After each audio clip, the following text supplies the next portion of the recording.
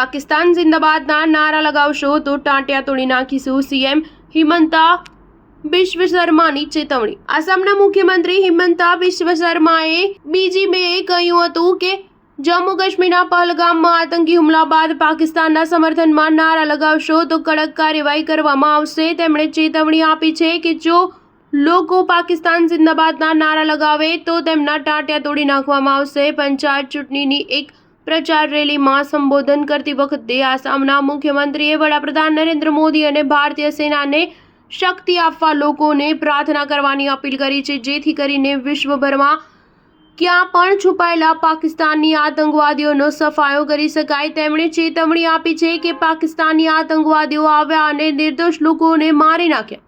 જો કે આપણામાંથી કેટલાક લોકો પાકિસ્તાન જિંદાબાદ કહી રહ્યા છે, જેમાંથી અમે અનેક લોકોની ધરપકડ કરી છે અને જો કોઈ આવો નારો લગાવશે તો તેમના ટાંટિયા તોડી નાખીશું। તેમણે કહ્યું કે રાજ્ય અને દેશને એવા લોકોની જરૂર નથી જેઓ અહીં રહે છે અને અહીં ખાય છે પરંતુ પાકિસ્તાનના ગુણગાન ગાય છે। તેથી મેં પોલીસને નિર્દેશ આપ્યો છે કે તમે પાકિસ્તાન જિંદાબાદ કહેનારાઓના ચહેરા ન જુઓ, તેમની કાયદા હેઠળ ધરપકડ કરો અને તેમના ટાંટિયા તોડી નાખો। આપણે આપણા આસામ અને ભારતને મજબૂત કરવાનો છે। કાશ્મીરના પહલગામમાં 22 એપ્રિલના રોજ આતંકવાદીઓએ હુમલો કર્યો હતો, જેમાં ઓછામાં ઓછા 26 લોકોના મોત થયા છે અને અનેક લોકો ઇજાગ્રસ્ત થયા છે।